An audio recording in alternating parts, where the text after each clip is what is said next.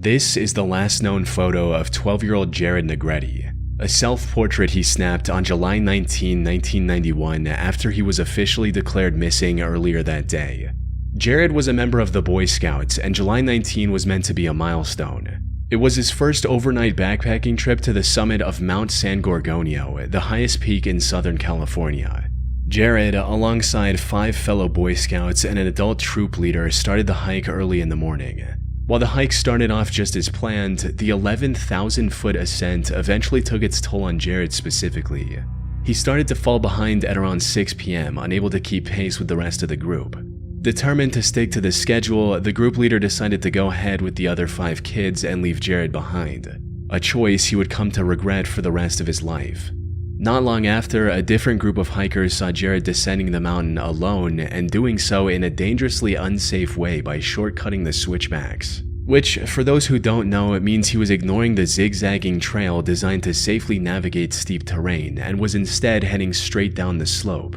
The hikers had warned Jared about the dangers of straying from the designated path and also made sure to inform the scout leader when they had caught up with the troop further up the mountain. The leader, however, shrugged off their concern, stating that they'd catch up with Jared on their way back. Unfortunately, by the time they came back, Jared was nowhere to be seen.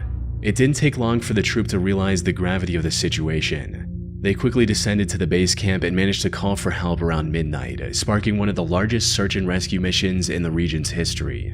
Over the following days, rescue teams scoured a massive 130 square mile stretch of the San Gorgonio wilderness, but there was no sign of Jared anywhere. It wasn't until day 3 when they found their first clue, a footprint matching the high-top sneakers he was wearing at the time of his disappearance. Further search of that area also uncovered more items that belonged to Jared, including the wrappers for beef jerky and candy, and most importantly, the disposable camera he had with him. Inside, the film held 12 photos, most of which were landscapes he captured throughout the trip.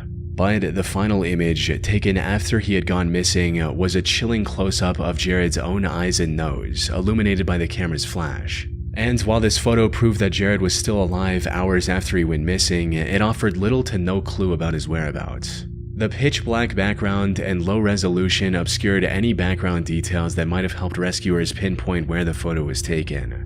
Over the next 2 weeks, nearly 3,000 volunteers and professionals poured more than 45,000 combined hours into searching the vast San Bernardino National Forest. But with no solid leads to follow, the search dragged on without making any significant progress.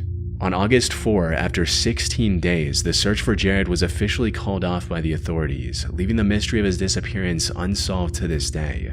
So, what really happened to Jared? Well, there are several possibilities. The first of which is that he accidentally took the wrong trail and got lost while trying to catch up with the rest of the Boy Scouts. However, while getting lost is a common cause of disappearance in the wilderness, it doesn't quite add up in Jared's case. You see, this all took place in the middle of summer, so there was no risk of him succumbing to harsh elements like extreme cold. He also had plenty of drinkable water in the 2-quart canteen he had on him, not to mention the countless freshwater creeks and ponds dotted throughout the mountain. Put simply, he would have survived for at least a few days, and with thousands of rescuers scouring the area, it's likely someone would have found him. So, a more plausible theory is that he potentially slipped and fell off a sheer cliff. After all, he was shortcutting the switchbacks when the second group of hikers spotted him. It's possible he kept taking those dangerous shortcuts after they left, and one misstep on the steep terrain in the darkness led to a fatal fall. But this still begs the question, why didn't any of the rescuers come across his body despite the extensive search? Which brings us to the third possibility, he was dragged away by a wild animal. Mount San Gorgonio is home to both black bears and cougars. Some people also believe the glowing dot in the background of Jared's last photo is one of the eyes of a predator that was stalking him at the time. However, the search teams didn't find any clue of this being the case either.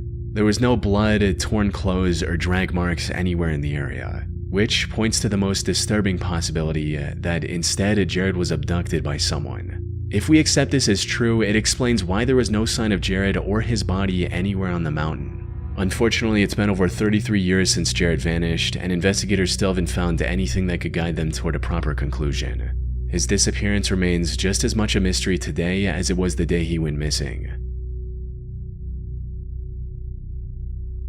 On June 15, 1989, a woman in Port St. Joe, Florida spotted a Polaroid photo lying in the parking lot of a convenience store on her way out. Without thinking much of it, she picked it up and flipped it over, only to be met with a disturbing image she'd never forget. The photo showed a young girl and a much younger boy lying in the back of a white, windowless van with duct tape over their mouths and their hands seemingly tied behind their backs. The woman alerted the police almost immediately, especially since the white van in the image looked eerily similar to the one she saw in the same parking lot minutes earlier. She also provided a description of the driver, allowing investigators to create a sketch of the suspect. However, even after setting up a perimeter around the area, the police weren't able to find the van or its driver. What they didn't know at the time was that this photo would eventually connect to a crime that took place more than 1,500 miles away. The victim of this crime was a 19-year-old college student named Tara Lee Calico. On September 20, 1988, nearly 9 months before the Polaroid was discovered, Tara left her home at around 9:30 a.m. for her daily bike ride. Every day, she'd ride down New Mexico's Highway 47 until reaching the railroad tracks intersecting the road, turning around and taking the same route back home. But on this particular day, Tara had plans with her boyfriend at 12:30 p.m. and didn't want to be late. So she told her mother, Patty, to come pick her up if she wasn't back by noon. And that's exactly what happened. When noon came and went with no sign of Tara, Patty got in her car and began driving along Tara's usual route, hoping to find her somewhere along the way. However, despite going up and down the highway a couple of times, she couldn't find Tara anywhere. Patty rushed back home and called the police to report Tara missing. The authorities immediately put together a search party and began looking for her in the surrounding area. And it wasn't long before they found their first clue, a cassette tape that Tara was likely listening to on the side of the highway. They also found tire tracks matching her bike near this cassette. Unfortunately, Tara and her neon pink bike were nowhere to be seen. As the search radius became larger, the only other clue they found was a broken piece of her yellow cassette player, miles from where she was supposed to be. Patty believed her daughter had been abducted, and this piece was her way of leaving a trail. This theory was further supported by multiple witness accounts from people who reported seeing an old, worn-out pickup truck closely tailing Tara as she headed back home around 11:30 a.m. Witnesses also noted that Tara was wearing her headphones at the time and seemed unaware of the truck. This suspicion only became stronger when, 9 months after her disappearance, this Polaroid was discovered in Florida. The woman who found this didn't know about Tara's case at the time. But as the photo gained more attention, it eventually reached Patty, who became convinced that the girl in the picture was her missing daughter. Not only did this girl look like Tara, but Patty also noted that the book in the photo was from one of Tara's favorite authors. The connection between Tara and this photo deepened further when another New Mexico family came forward claiming they recognized the boy in the photo. They believed it was their son, 9-year-old Michael Henley, who'd gone missing in April of 1988 during a hunting trip with his father. However, that's when Tara's case took a turn. Because, as it turns out, there's a real possibility that the girl in the photo isn't Tara at all.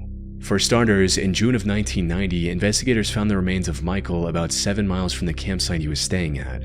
He wasn't abducted by anyone. Instead, he likely just wandered off, lost his way, and subsequently died of exposure to the elements. This led many to question whether the Polaroid had any real connection to Tara's specific disappearance at all. And investigations from different departments enhanced the confusion further. Some concluded that the girl in the photo was undoubtedly Tara, while others pointed out the many structural differences between their faces. But if she wasn't abducted by the owner of this white van, then what exactly happened to Tara? Surprisingly, we might actually get a conclusive answer to this question more than 37 years after her disappearance. On the 13th of June 2023, the Valencia County Sheriff's Office announced a massive update on the case, stating, "At this time, law enforcement believes there is sufficient evidence to submit this investigation to the District Attorney's Office for review of potential charges. Currently, the identities and specifics of the persons of interest are sealed by the court and will remain so until a court order otherwise." Put simply, after decades of investigating, the police have finally cracked the case and are just waiting for the DA's approval to release the information to the public. As for why it took so long, a widely believed theory is that Tara was accidentally hit by a group of teenagers while biking home. Fearing the consequences, they panicked, abducted her, and eventually killed her to cover up the accident. And according to some, one of those teenagers was the son of the local sheriff, leading to a deliberate and coordinated cover-up that kept the truth buried for decades. Now, whether this theory holds any weight is unknown. But if this does turn out to be the case, who the girl in the Polaroid picture actually is remains a mystery. On June 8, 1988, an ATM in LA captured what were possibly the final moments of 22-year-old LA resident Matthew Chase. The day had started like any other. Matt spent most of it at work, then went out for dinner with his roommate and close friend Teresa. When the two returned home at around 11:45 p.m., Matt noticed the paycheck he received earlier that day sitting on the coffee table. He was running low on funds, and the bank would have taken about 24 hours to clear the paycheck. So instead of waiting till morning, Matt decided to go deposit it right away. The nearest ATM was just 2 blocks away from their apartment. But since it was getting quite late, Teresa told him to take her car just to be on the safe side. She also asked him to bring a bag of cat food from the store across the street. The whole trip should have taken no more than 15 minutes, but an hour went by and Matt still hadn't returned. Teresa figured he was just driving around town to get some fresh air, so she went to sleep. However, when she woke up in the morning, Matt was still not home. She quickly got up and contacted her brother Steve, who was also good friends with Matt. Together, they called the police and tried to file a missing person report. Unfortunately, since Matt had only been missing for less than 12 hours, the police decided to hold off on launching an investigation just yet. Unsatisfied with this response, Teresa and Steve decided to find clues themselves, and so Steve called the bank pretending to be Matt. According to the bank, Matt had unsuccessfully tried to withdraw money several times since, including one transaction of $280. This was quite odd for 2 main reasons. One, $280 was far above the maximum withdrawal limit for Matt's ATM card. More importantly, Matt's account didn't even have $100, let alone $280, which is why he went out to deposit a paycheck in the first place. He should have known both of these things quite well. So the fact he tried to make these transactions anyway indicated that he was being forced to do so by someone else. Teresa and Steve called the police again with this newfound information, and this time authorities took the case more seriously. Though, unlike today, most ATMs at the time didn't have cameras. Luckily, one of the machines he tried to withdraw from did have a functioning camera, giving investigators a crucial lead, a grainy but discernible image of Matt at the ATM, with a mysterious man looming just behind him. As the investigation was going on, Matt's card was used again, a day and a half after his disappearance. By then, his paycheck had cleared, allowing whoever made this transaction to withdraw $400. The authorities took notice of this withdrawal and froze Matt's card. So the next time someone tried to use that card, it was confiscated by the ATM. Unfortunately, none of this helped investigators track down Matt or his kidnapper. There were 2 composite sketches made of the suspect from the low-res photo, but no one recognized the man based on these. They also tried dusting the confiscated card for fingerprints, but it was completely clean. On June 27th, nearly 3 weeks after Matt's disappearance, the car he'd been driving was finally found. And it was surprisingly close to the ATM that captured this photo. The fact that no one had spotted it sooner suggested that it was likely dumped there later by his abductor. And while it was wiped clean of any fingerprints, just like the card, police did find a blue bandana in the back with the letters ESPBSCLS written on it. From what I was able to find, ESPBS stood for East Side Playboys, a notorious gang in the area. Despite this connection, however, investigators weren't able to find any solid evidence that could help them track down the suspect. By this point, the chances of Matt making it out alive were looking increasingly slim. Tragically, his friends and family's worst fear came to light on September 17, 1988, when a group of people found his body floating in a ravine in Pasadena. He had a gunshot wound in his head, and according to the autopsy report, was killed and dumped in the ravine 3 months ago, likely a couple days after his abduction. But with no other leads, Matt's case went cold for the next 30 years. Then, in 2018, LAPD announced that they had the answer to Matt's disappearance. According to the report, Matt was killed by a 20-year-old gangster named David Mesa, who went by the name Bear. Apparently, David's girlfriend confirmed that the man in the ATM photo was indeed her boyfriend. As for David himself, police found out that he was killed in a gang-related shootout just 2 days after he supposedly killed Matt. Now, this raises more questions than it answers. Like, why would anyone kidnap and kill someone just for $400? Was David alone in all of this, or did he have any accomplices? And if David died days after committing the crime, who dumped Teresa's car near the original crime scene 3 weeks later? That said, this revelation was still enough to give Matt's friends and family the closure they needed after 3 decades. In March of 1998, 23-year-old Amy Lynn Bradley went on a cruise with her brother and 2 parents. However, what began as a joyful family vacation descended into a disturbing nightmare just 3 days later, one the Bradley family hasn't recovered from to this day. On the night of March 23rd, Amy and her family dined out in one of the ship's restaurants. And according to her family, Amy was getting a lot of attention from other passengers, as well as the staff, including the band playing in the restaurant. Some of the waiters even proposed taking Amy to a bar on the mainland before the ship sailed, but she declined. After the dinner, Amy and her brother Brad went to the ship's nightclub for a few hours and returned to their room at around 3:30 a.m. They sat around and chatted on the balcony for a few hours before Brad went to bed, leaving Amy on the cabin's private balcony. Around 5:30 in the morning, their father Ron checked on the kids and saw Amy peacefully sleeping on a lounge chair outside on the balcony. But when he returned 30 minutes later, Amy was gone. Thinking that she likely went to the main deck, Ron went looking for her. However, even after hours of searching, he couldn't find Amy anywhere. All of her belongings were still in the room, including her shoes. So when Ron informed the ship's crew, they floated the idea that Amy could have fallen overboard. The cruise had also docked at Curacao that morning, resulting in over 3,000 passengers disembarking the ship. If she was among the departing passengers, her parents had no way of spotting her in the crowd. So they focused their efforts on the ship itself and started scouring every inch of it to find Amy, to no avail. But then something incredibly strange happened. As Brad was looking for his sister, he was approached by the nightclub's bassist, Alistair Douglas, offering his condolences for Amy's disappearance. He was dancing with Amy the night before, but he shouldn't have had any way of knowing about her going missing. This made Alistair the lead suspect, but after further investigation and a successful polygraph test, he was cleared of any suspicion. The Bradley family, along with the FBI, then began searching for Amy on the island of Curacao, where they received their first promising lead.